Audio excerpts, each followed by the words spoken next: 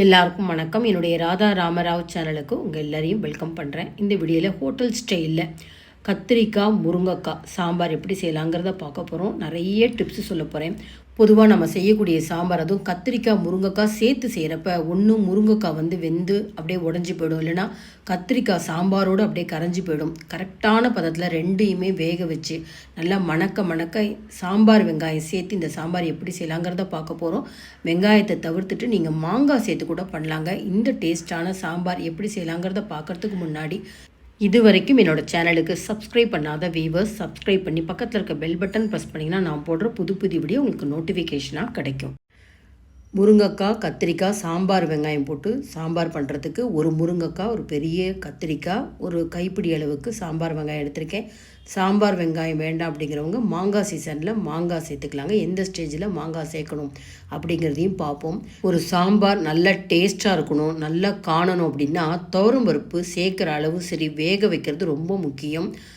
குழம்பு கரண்டி, சாம்பார் கரண்டியால் ஒரு 2.5 கரண்டி அளவுக்கு துவரம்பருப்பை சரியான அளவு தண்ணி விட்டு மஞ்சப்பொடி போட்டு நல்லா குழைய வேக வச்சுட்டு சூடாக இருக்கிறப்ப நல்லா விஸ்கால் கடைஞ்சிட்டா உருவே தெரியாமல் இருக்கும். இதுக்கு புளி அளவு பார்த்திங்கன்னா ஒரு நெல்லிக்காய் அளவு வச்சுக்கோங்களேன். தக்காளி சேர்த்தா நெல்லிக்காய் அளவு சேர்க்கணும். அதே போல் மாங்காய் சேர்த்தா இன்னும் இதை விட புளி அளவை குறைச்சிக்கணும். அதனால் அதெல்லாம் நீங்கள் கவனத்தில் வச்சுட்டு தான் அந்த சாம்பார் பண்ணணும். சாம்பார் பொடி வீட்லேயே வறுத்து அரைச்சதுங்க, நல்ல ஒரு டேஸ்ட் இருக்கும். அரிசி மாவுலாம் கரைச்சி விட வேண்டாம். இதுலேயே கடலைப்பருப்பு உளுத்தம்பருப்பு சேர்த்துருக்கோம், நல்ல ஒரு வாசனையாக இருக்கும். இது போல் சாம்பார் பொடி எப்படி நம்ம வீட்டிலேயே வறுத்து அரைக்கிறது அப்படிங்கிறது உங்களுக்கு தெரிஞ்சுக்கணும் விருப்பப்பட்டிங்கன்னா கண்டிப்பாக நான் அடுத்த வீடியோவில் போஸ்ட் பண்ணுறேன். ரசப்பொடி கூட வறுத்து எப்படி அரைச்சி ரசம் பண்ணலாம் அப்படின்னு ஆல்ரெடி வீடியோ போட்டிருக்கேன். லிங்க் உங்களுக்கு டிஸ்கிரிப்ஷன் பாக்ஸில் தரேன். இப்போ சாம்பார் செய்கிறதுக்கு முன்னாடி தான் நம்ம கத்திரிக்காயை நறுக்கி வச்சுக்கணும், இல்லைனா உங்களுக்கு கருத்து போயிடும். அதுவும் முக்கியமாக கத்திரிக்காய் நறுக்கிறப்ப பக்கத்துலேயே தண்ணி வச்சுட்டு பாத்திரத்தில் அதில் நறுக்கி போட்டுவிடுங்க. முருங்கைக்காவும் கத்திரிக்காயும் சேர்த்து நம்ம சாம்பார் பண்ணுறப்ப இந்த கத்திரிக்காய் கொஞ்சம் பெருசாக போடணும். ஏன்னா முருங்கைக்காய் வேகிற நேரத்தில் கத்திரிக்காயும் வேகணும். அதே சமயத்தில் சாம்பாரில் அப்படியே கரைஞ்சி போகாமல் நம்ம பார்த்துக்கணும். அதனால் கொஞ்சம் பெருசாக போடுறேன். சின்ன கத்திரிக்காவாக நீங்கள் எடுத்திங்கன்னா ஒரு கத்திரிக்காயை 4 பாகமாக போட்டுக்கோங்க. நல்லா ஒரு 2 டேபிள் ஸ்பூன் எண்ணெய் சேர்த்துக்கலாம். இதில் கடுகு 1 டீஸ்பூன், உளுத்தம்பருப்பு 1 டீஸ்பூன், கடுகு பொரிஞ்சப்புறம் உளுத்தம்பருப்பு சேர்க்கணும். ஒரு 1/4 டீஸ்பூன் வெந்தயம், இது கூட 1/4 டீஸ்பூன் பெருங்காயத்தூள். ஆல்ரெடி நம்ம சாம்பார் பொடியில் பெருங்காயத்தூள் சேர்த்துருக்கோம். இருந்தாலும் ஒவ்வொரு முறை தாளிக்கிறப்ப நீங்கள் பெருங்காயத்தூள் சேர்த்தா நல்ல வாசனையாக இருக்கும். முதல்ல நம்ம முருங்கைக்காய் சாம்பார் வெங்காயத்தை சேர்த்துக்கணும். இப்போ வெங்காயம் சேர்க்காமல் நீங்கள் மாங்காய் சேர்த்து செய்ய போகிறீங்கன்னா வெங்காயத்தை தவிர்த்துட்டு முதல்ல முருங்கைக்காயை சேர்த்து நல்லா ஒரு 2-3 நிமிஷம் எண்ணெயில் ஃப்ரை பண்ணுங்கள். முருங்கைக்காவை இது போல் எண்ணெயில் நம்ம நல்லா வதக்கிட்டோம்னா சீக்கிரம் வெந்துடும். கத்திரிக்காய் அதுக்கப்புறம் சேர்க்குறப்ப 2 ஒரே நேரத்தில் வேகும். அதே சமயத்தில் சாம்பாரில் கரைஞ்சி போகாமலும் இருக்கும். 2-3 நிமிஷம் நான் முருங்கைக்காயும் இந்த வெங்காயத்தையும் வதக்கினதுக்கப்புறம் பாருங்கள் கத்திரிக்காய் சேர்க்குறேன். கத்திரிக்காயும் சேர்த்து நல்ல எண்ணெயில் ஓரளவு கிளறி விட்டுட்டு அதுக்கப்புறம் நறுக்கி வச்ச ஒரே ஒரு தக்காளி, ஒரு ஆறுக்கு கருவேப்பிலை எல்லாமே சேர்த்து பரட்டி விடுங்க.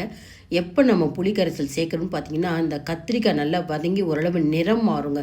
அந்த டைம் வரைக்கும் நம்ம இந்த ஆயிலை நல்லா பரட்டி விட்டுட்டே இருக்கணும். இப்போ பாருங்கள் ஓரளவு நல்லாவே நிறம் மாறி இருக்குது கத்திரிக்காய். எடுத்து வச்ச புளிக்கரைசல் பார்த்திங்கன்னா ஒரு 1/2 கப்பு, அதாவது ஒரு 100 ml அளவுக்கு புளிக்கரைசல் நல்லா நீர்க்க கரைச்சிக்கணும். இது மட்டும் போராது காய் வேகிறதுக்கு. அதனால் இன்னும் ஒரு 1/2 கப்பு தண்ணி சேர்த்துக்கலாம். சேர்த்து நல்லா நிதானமான தீயில், ரொம்ப ஹை ஃப்ளேம் வைக்கக்கூடாது, சிம் ஃப்ளேம்லேயே வச்சுக்கணும். கண்டிப்பாக இப்போயே உப்பு சேர்த்துடணும். அப்போ தான் முருங்கைக்காய் கத்திரிக்காய் எல்லாத்துலேயும் உப்பு உங்களுக்கு பிடிக்கும். நீங்கள் எப்போதுமே சாம்பார் செய்கிறப்ப காய் வேக வைக்கிறப்பே உப்பு சேர்த்துடணும். 1 டீஸ்பூன் கல்லுப்பு சேர்த்துருக்கேன். அடுப்பை சிம் ஃப்ளேமில் வச்சு லேசாக ஒரு பக்கம் கேப் விட்டு மூடணும். இந்த மாதிரி மூடினா தான் உங்களுக்கு புளிக்கரைசல் வெளியே பொங்கி வழியாது. பாருங்கள் முருங்கைக்காய் உடையக்கூடாதுங்க, அதாவது பிரிஞ்சு போகக்கூடாது. அதே சமயத்தில் கத்திரிக்காயும் குழஞ்சி தனித்தனியாக பிரிஞ்சு போகக்கூடாது. இந்த அளவுக்கு காய் வெந்திருக்கு. சாம்பார் பொடி பார்த்திங்கன்னா சாதாரணமாக வீட்டில் இருக்க ஸ்பூனில் பார்த்திங்கன்னா ஒரு 2.25 டீஸ்பூன் சேர்த்துக்கலாம். இதுக்கப்புறம் நம்ம தனியாக மல்லித்தூள் மிளகாத்தூள் அதெல்லாம் சேர்க்க வேண்டாம். எல்லாமே சரியான அளவுகளில் இந்த சாம்பார் பொடியிலே இருக்குது. இதே பொடியை வச்சுருந்தா நான் வத்தக்குழம்பு செய்வேன், அதாவது காரக்குழம்பு வத்தக்குழம்பு. அதில் மட்டும் கொஞ்சம் நான் மல்லித்தூளும் மிளகாத்தூளும் இந்த சாம்பார் பொடியோடு சேர்த்து செய்வேங்க. ரொம்ப அருமையாக இருக்கும். இந்த ஒரு பொடியிலேயே எல்லாமே எல்லாமே செய்யலாம். பாருங்கள், சாம்பார் பொடி போட்டோடனே நல்லா திக்னஸ் ஆகிடுது. நல்லா கொதித்து மணம் வரணும்.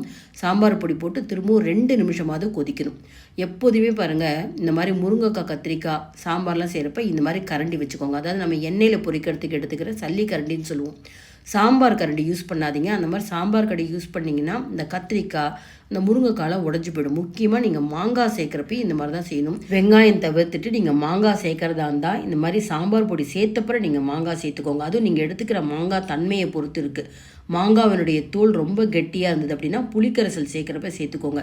கிளிமூக்கு மாங்காவாக இருந்தால் இந்த மாதிரி சாம்பார் பொடி சேர்க்குறப்ப நீங்கள் சேர்த்தா கூட போகிறோம், அதுலேயே உங்களுக்கு வெந்துடும். இப்போ சாம்பார் பொடி சேர்த்து நல்லா 2 நிமிஷம் கொதிச்செடுத்து இப்போ எடுத்து வச்சுருக்கிற வேக வச்ச துவரம்பருப்பு சேர்த்து கொஞ்சமாக தண்ணியை சேர்க்குறேன். நல்லா மிக்ஸ் பண்ணிவிட்டு இன்னும் 2 நிமிஷம் கொதிக்கணுங்க. இந்த மாதிரி நம்ம ஸ்டெப் பை ஸ்டெப்பாக கொதிக்க வச்சா காத்தால் செஞ்ச சாம்பார் ராத்திரி வரைக்கும் வெயில் காலமே ஆனால் கூட உங்களுக்கு கெட்டு போகவே போகாதுங்க. ரொம்ப அருமையாக இருக்கும். இந்த மாதிரி மெத்தட்லேயே நீங்கள் எல்லா காய்கறியும் செய்யுங்க. முதல்ல தாளிதம் போட்டுக்கோங்க. அது நீங்கள் சௌச்சவோ பரங்கிக்காய் பூசணிக்காய் எல்லா காய்கறிகளுமே இந்த மாதிரி செய்முறையில் சாம்பார் செய்யுங்க.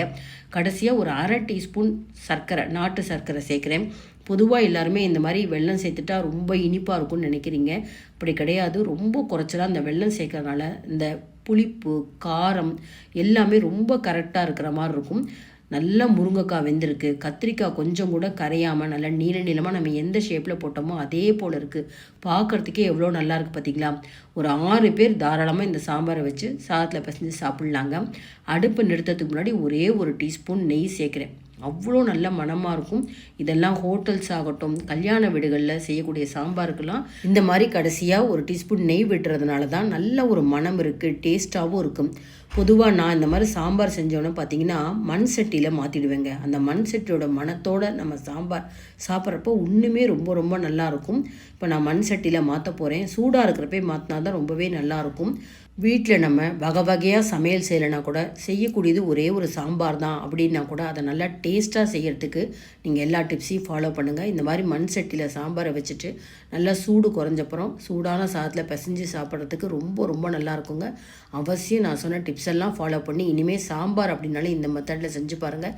இந்த சாம்பாருக்காகவே 1 கரண்டி சாதம் அதிகமாக சேர்த்து சாப்பிடுவாங்க. அவ்வளோ டேஸ்ட்டாக இருக்கும். இந்த வீடியோ உங்களுக்கு ரொம்பவே யூஸ்ஃபுல்லாக இருந்து நினச்சிங்கன்னா லைக்ஸ் கொடுங்க. கமெண்ட் பாக்ஸில் உங்கள் கமெண்ட்ஸ் போடுங்க. ஃப்ரெண்ட்ஸ் அண்ட் ரிலேட்டிவ்ஸ்க்கு இந்த வீடியோவை ஷேர் பண்ணுங்கள்.